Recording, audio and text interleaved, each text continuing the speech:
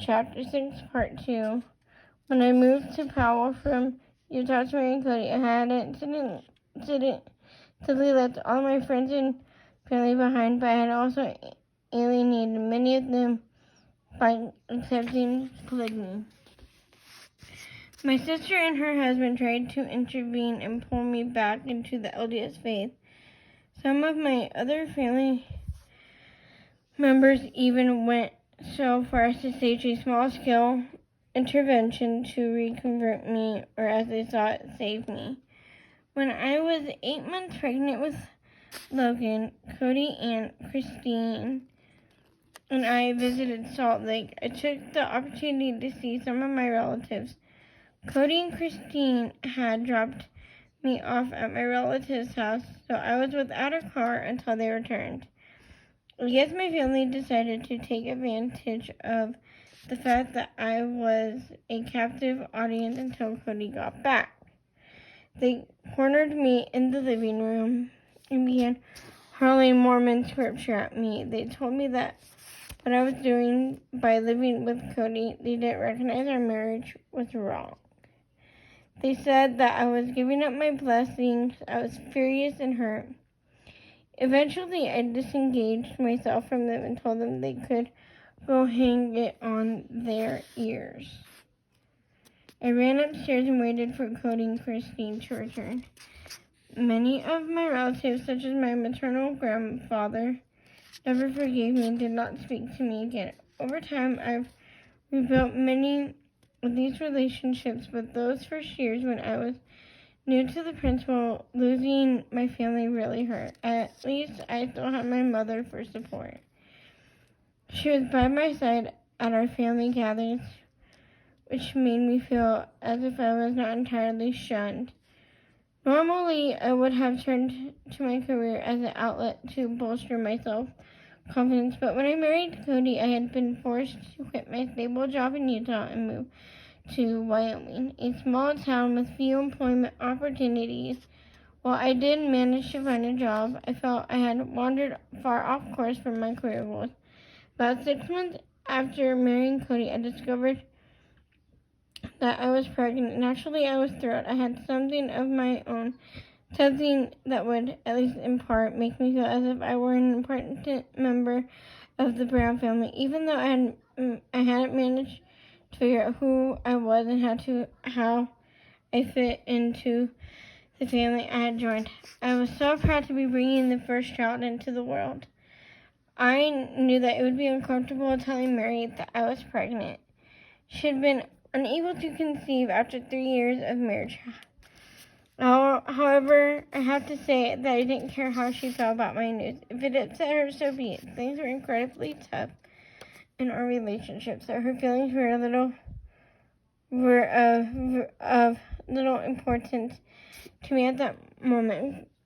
Cody, of course, was beyond excited at the thought of becoming a father, but our happiness did little to soothe over the tension in the household. During my pregnancy, relations between Mary and me reached an all-time low. I was physically exhausted and sick, which weakened my ability to put up with Mary's snide remarks and jabs.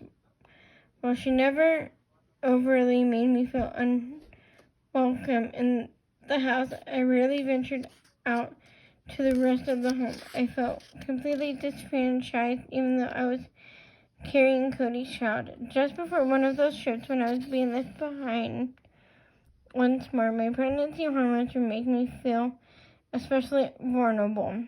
Cody had taken a new job logging on a mountain, and I was upset to learn that he was again taking Mary with him. Mary took advantage of the situation, but to be exceptionally brutal. One of my friends and I had experimented with my makeup. As I was crying, I was being left behind.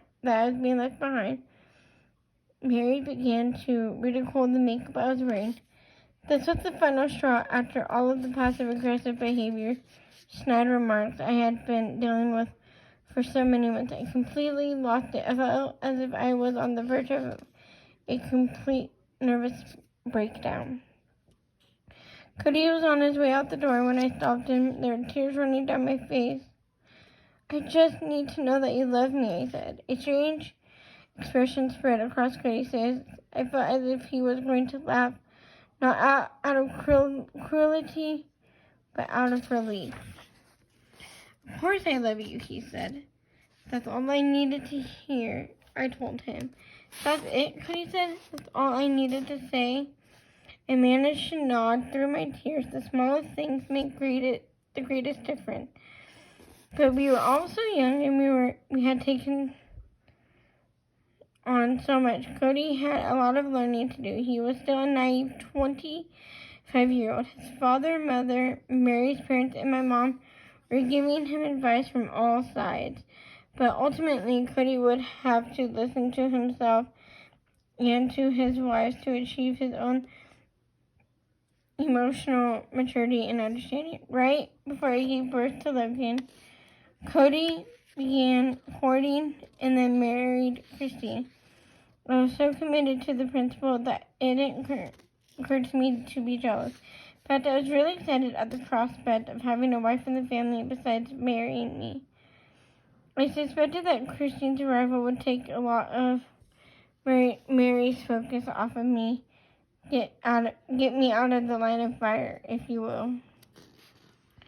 During their brief courtship, I was heavily pregnant, so I didn't have a lot of time or energy to worry about a new sister wife. I didn't know Christine as well as Mary did, but she seemed nice and sweet, if a little naive. It was clear to me that Christine didn't just want a relationship with Cody. She wanted to join her family, which made me happy. It seemed like she would be a good fit with us. I expected we would be better friends than Mary and I were. I looked forward to that.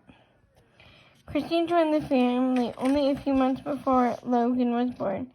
She and I had her differences, but nothing serious. At first, Christine came across as something of a little princess. I was baffled by the fact that Christine didn't believe that she needed to work in order to contribute to the family. It's funny to say these things now because over the years, Christine has morphed into the cornerstone of our household stability and has worked tirelessly for everyone. Back then, however, she had little experience living apart from her parents and was clueless about many practical things. Initially, this grated on me. Despite these minor misgivings, Christine was a boon to our family. Almost overnight, the atmosphere in the house changed. Christine took Mary's focus off of me. Some of the tension started to evaporate. Christine had grown up in the principles, so she knew the joys and pitfalls of our marriage. She was incredibly cheerful and energetic, and she saw the world through rose-colored glasses. Her sunny disposition was the perfect antidote to the sour environment. As Cody likes to say, Christine saved our bacon. After a few months, Christine and Mary developed a camaraderie that allowed Mary to forget her grievances against me. I was able to take care of my baby and continue working well. Christine got her own apartment a few months after she and Cody got married. I still lived in the house like a roommate, but a lot of Mary's energy, both negative and positive, had been diverted to Christine. Unlike Mary, who knew Christine from years back, I had no history with her. Once the dust settled between my sister wives and they were able to put aside those initial petty jealousies that crop up at the beginning of almost any plural marriage, they spent a lot of time together. They had their own friendship, which I wasn't part of. They would run to the store together, go off on small adventures. I felt as if I was being purposely excluded.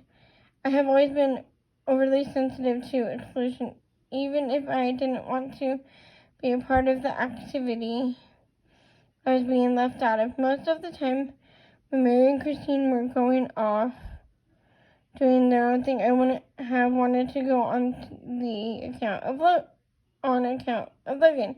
However, the simple fact that I wasn't invited upbraided me.